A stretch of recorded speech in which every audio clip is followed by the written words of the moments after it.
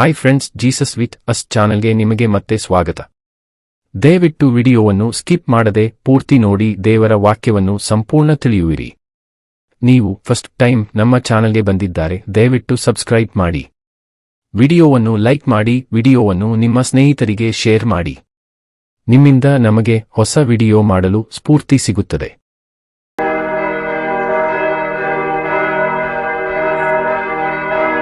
ಯೆಶಾಯನ ಪ್ರವಾದನ ಗ್ರಂಥ ಅಧ್ಯಾಯ 41. ಯೆಹೋವನು ಜನಾಂಗಗಳನ್ನು ಅವುಗಳ ದೇವರುಗಳನ್ನು ನ್ಯಾಯ ವಿಚಾರಣೆಗೆ ಕರೆಯುವುದು. ಕೋರೆಷನ ದಿಗ್ವಿಜಯಕ್ಕೆ ಯೆಹೋವನೇ ಕಾರಣ. ದ್ವೀಪ ನಿವಾಸಿಗಳೇ, ನನ್ನ ಕಡೆಗೆ ತಿರುಗಿ ಮೌನದಿಂದಿರಿ. ಜನಾಂಗಗಳು ಎಷ್ಟಾದರೂ ತಮ್ಮನ್ನು ಬಲಪಡಿಸಿಕೊಳ್ಳಲಿ, ಸಮೀಪಕ್ಕೆ ಬಂದು ಮಾತಾಡಲಿ. ನ್ಯಾಯಸ್ಥಾನಕ್ಕೆ ಒಟ್ಟಿಗೆ ಹೋಗುವ. ಮೂಡಲಲ್ಲಿ ಒಬ್ಬನನ್ನು ಎಬ್ಬಿಸಿ ನ್ಯಾಯದ ಸಂಕಲ್ಪಾನುಸಾರವಾಗಿ ತನ್ನ ಪಾದಸನ್ನಿಧಿಗೆ ಕರೆದು ಜನಾಂಗಗಳನ್ನು ಅವನ ವಶಕ್ಕೆ ಕೊಟ್ಟು ಅವನನ್ನು ರಾಜರ ಮೇಲೆ ಆಳಗೊಡಿಸಿ ಅವರ ಕತ್ತಿಯನ್ನು ಧೂಳನ್ನಾಗಿಯೂ ಬಿಲ್ಲನ್ನು ಗಾಳಿ ಬಡಿದುಕೊಂಡು ಹೋಗುವ ಒಣ ಹುಲ್ಲನ್ನಾಗಿಯೂ ಮಾಡಿ ಅವನು ಅವರನ್ನು ಹಿಂದಟ್ಟುತ್ತಾ ತಾನು ಎಂದೂ ಹೆಜ್ಜೆಯಿಡದ ಮಾರ್ಗದಲ್ಲಿ ಸುರಕ್ಷಿತವಾಗಿ ಮುಂದೆ ಹಾದು ಹೋಗುವಂತೆ ಗೈದವನು ಯಾರು? ಇದನ್ನೆಲ್ಲ ನಡೆಯಿಸಿ ನೆರವೇರಿಸಿದವನು ಯಾರು? ಆದಿಯಿಂದ ಈಗಿನವರೆಗೂ ತಲತಲಾಂತರಗಳನ್ನು ಬರಮಾಡುವವನಾದ ಯೆಹೋವನೆಂಬ ನಾನೇ.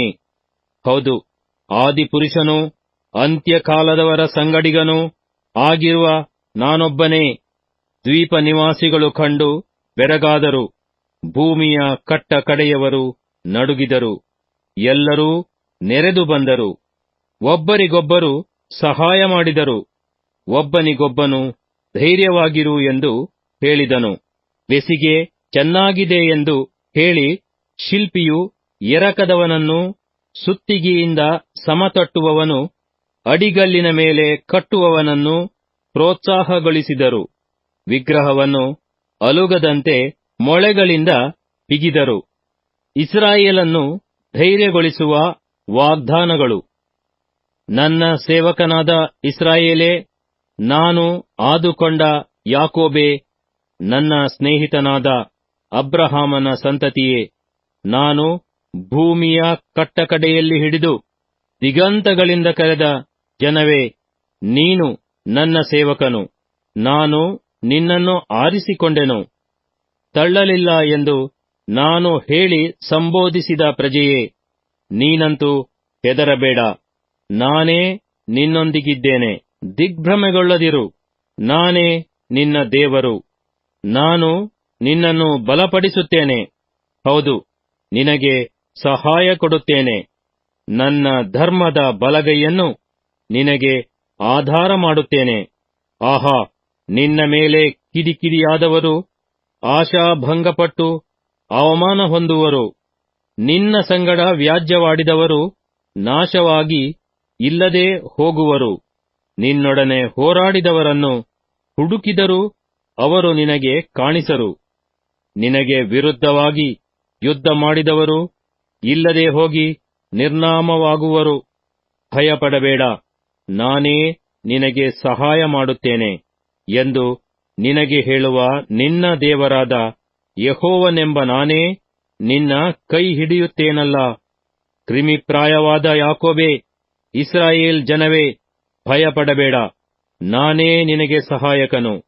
ಇಸ್ರಾಯೇಲಿನ ಸದಮಲ ಸ್ವಾಮಿಯು ನಿನಗೆ ವಿಮೋಚಕನು ಎಂದು ಯೆಹೋವನು ಅನ್ನುತ್ತಾನೆ. ಇಗೋ, ನಾನು ನಿನ್ನನ್ನು ಮಸೆದ ಮನೆ ಹಲ್ಲಿನ ಹೊಸ ಹಂತಿ ಕುಂಟೆಯನ್ನಾಗಿ ಮಾಡಿದ್ದೇನೆ. ನೀನು ಬೆಟ್ಟಗಳನ್ನು ಒಕ್ಕುತ್ತಾ ಪುಡಿಪುಡಿಗೈದು ಗುಡ್ಡಗಳನ್ನು ಹೊಟ್ಟು ಮಾಡುವಿ.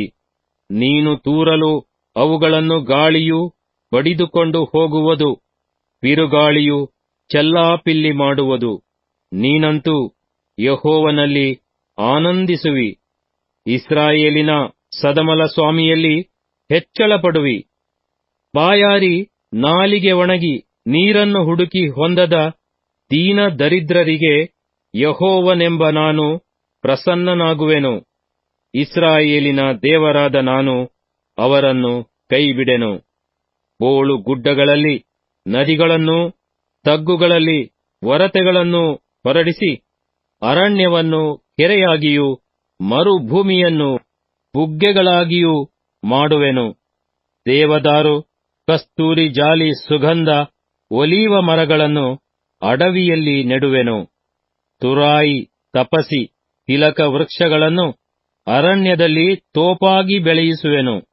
ಆಗ ಯೆಹೋವನ ಹಸ್ತವು ಇದನ್ನು ಮಾಡಿದೆ, ಹೌದು, ಇಸ್ರಾಯೇಲಿನ ಸದಮಲ ಸ್ವಾಮಿಯೇ ಸೃಷ್ಟಿಸಿದ್ದಾನೆ ಎಂದು ಎಲ್ಲರೂ ಕಂಡು ತಿಳಿದು ಮನಮುಟ್ಟಿ ಗ್ರಹಿಸಿಕೊಳ್ಳುವರು.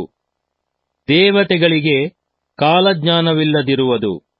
ಯಾಕೋಬ್ಯರ ಅರಸನಾದ ಯೆಹೋವನು ಹೀಗನ್ನುತ್ತಾನೆ, ನಿಮ್ಮ ವ್ಯಾಜ್ಯವು ಈಚೆಗೆ ಬರಲಿ, ನಿಮ್ಮ ಬಲವಾದ ನ್ಯಾಯಗಳನ್ನು ತೋರ್ಪಡಿಸಿರಿ.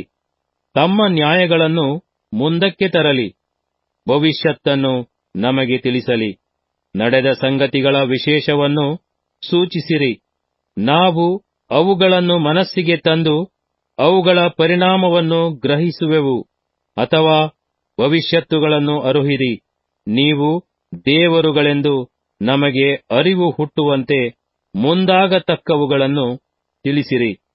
ನಾವು ಒಟ್ಟಿಗೆ ಕಕ್ಕಾಬಿಕ್ಕಿಯಾಗಿ ನೋಡುವಂತೆ ಮೇಲಾಗಲಿ ಕೇಡಾಗಲಿ ಏನಾದರೂ ಮಾಡಿರಿ. ಆಹಾ, ನೀವು ಶೂನ್ಯವೇ, ನಿಮ್ಮ ಕಾರ್ಯವು ಮಟ್ಟ ಮಾಯವೇ. ನಿಮ್ಮನ್ನು ಮರೆ ಹೋಗುವವರು ತುಚ್ಛರೇ ಸರಿ. ನಾನು ಬಡಗಲಿಂದ ಒಬ್ಬನನ್ನು ಎಬ್ಬಿಸಿ ಕರತಂದಿದ್ದೇನೆ. ನನ್ನ ನಾಮವನ್ನು ಪ್ರಚುರಪಡಿಸತಕ್ಕವನು ಮೂಡಲಿಂದ ಬಂದಿದ್ದಾನೆ.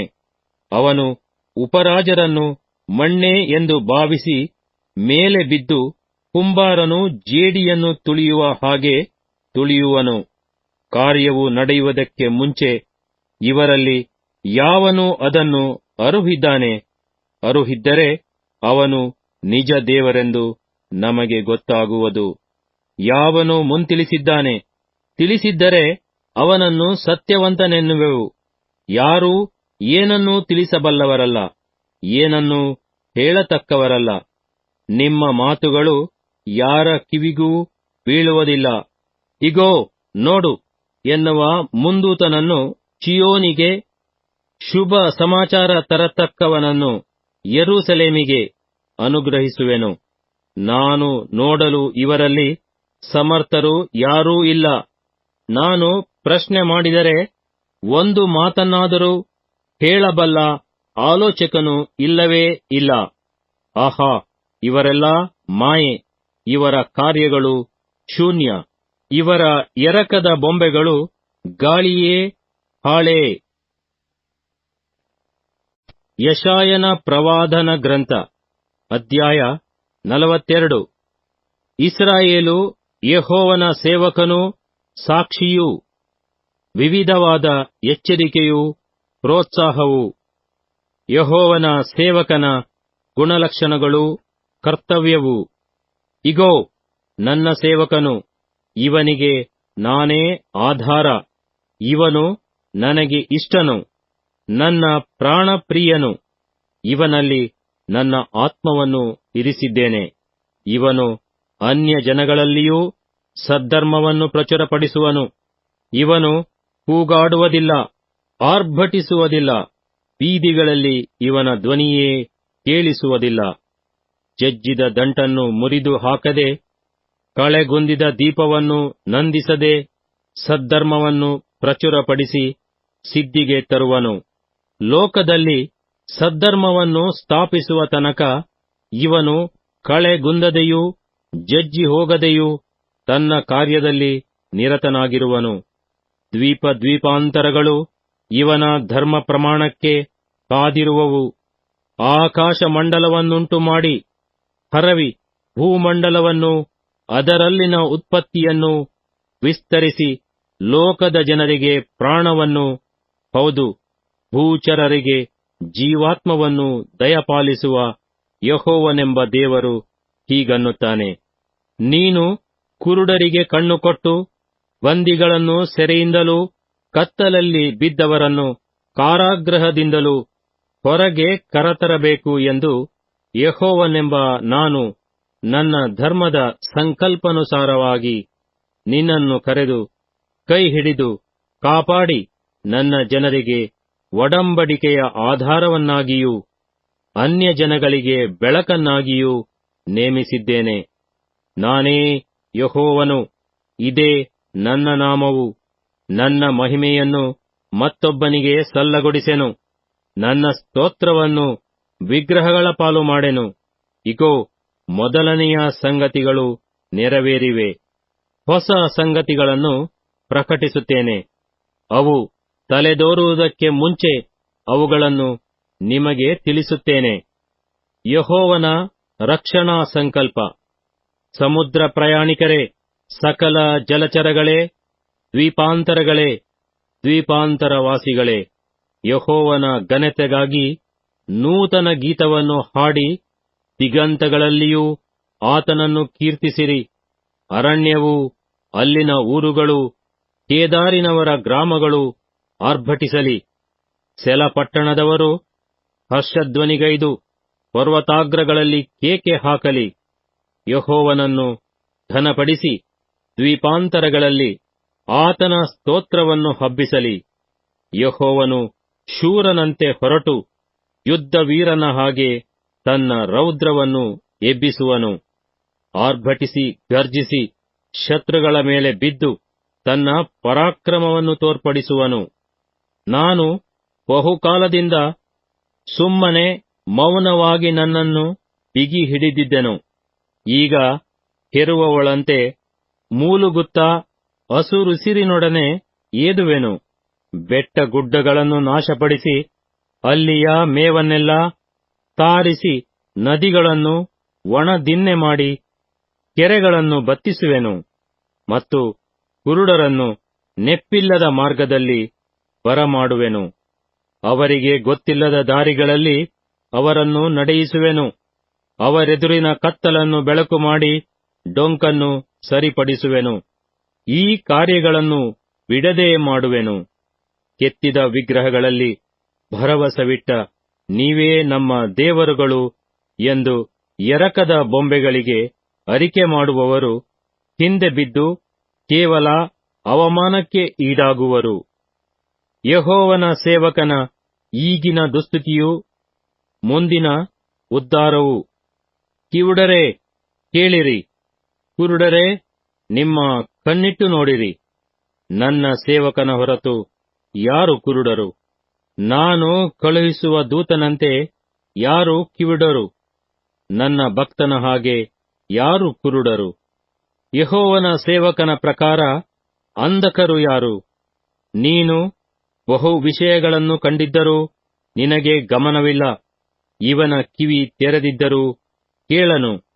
ಯೆಹೋವನು ಧರ್ಮ ಸ್ವರೂಪನಾಗಿರುವುದರಿಂದ ಧರ್ಮೋಪದೇಶವನ್ನು ಘನಪಡಿಸಿ ಮಹತ್ತಿಗೆ ತರಬೇಕೆಂದು ಇಷ್ಟಪಟ್ಟನು. ಈ ಜನರೇ ಕೊಳ್ಳೆಗೆ ಈಡಾಗಿ ಸೂರೆ ಹೋಗಿದ್ದಾರೆ. ಎಲ್ಲರೂ ಹಳ್ಳ ಕೊಳ್ಳಗಳಿಗೆ ಸಿಕ್ಕಿಬಿದ್ದಿದ್ದಾರೆ. ಸೆರೆಮನೆಗಳಲ್ಲಿ ಮುಚ್ಚಲ್ಪಟ್ಟಿದ್ದಾರೆ. ಅವರು ಸುಲಿಗೆಯಾಗಿದ್ದರೂ ಯಾರೂ ಬಿಡಿಸರು, ಸೂರೆಯಾಗಿದ್ದರೂ ಯಾರೂ ಹಿಂದಕ್ಕೆ ಬಿಡು ಅನ್ನರು. ನಿಮ್ಮಲ್ಲಿ ಯಾರು ಈ ಮಾತಿಗೆ ಕಿವಿಗೊಡುವರು? ಯಾರು ಇನ್ನು ಮುಂದೆ ಆಲಿಸಿ ಕೇಳುವರು? ಯಾಕೋಬನ್ನು ಸುಲಿಗೆಗೂ ಇಸ್ರಾಯೇಲನ್ನು ಕೊಳ್ಳೆಗೂ ಕೊಟ್ಟವನು ಯಾರು? ಯಾವನಿಗೆ ವಿರುದ್ಧವಾಗಿ ನಾವು ದ್ರೋಹ ಮಾಡಿದೆವೋ ಆ ಯೆಹೋವನಲ್ಲವೇ? ಆತನ ಜನರು ಆತನ ಮಾರ್ಗಗಳಲ್ಲಿ ನಡೆಯಲೊಲ್ಲದೆ ಆತನ ಉಪದೇಶವನ್ನು ಕೇಳದೆ ಹೋದರಷ್ಟೇ. ಆಗ ಆತನು ಅವರ ಮೇಲೆ ತನ್ನ ರೋಷಾಗ್ನಿಯನ್ನೂ ಯುದ್ಧದ ರೌದ್ರವನ್ನು ಸುರಿಸಿದನು. ಎಲ್ಲಾ ಕಡೆಯಿಂದಲೂ ಅವರಿಗೆ ಉರಿ ಹತ್ತಿತು, ಆದರೆ ಅವರು ತಿಳಿಯಲಿಲ್ಲ. ದಹಿಸಿತು, ಲಕ್ಷ್ಯಕ್ಕೆ ತರಲಿಲ್ಲ.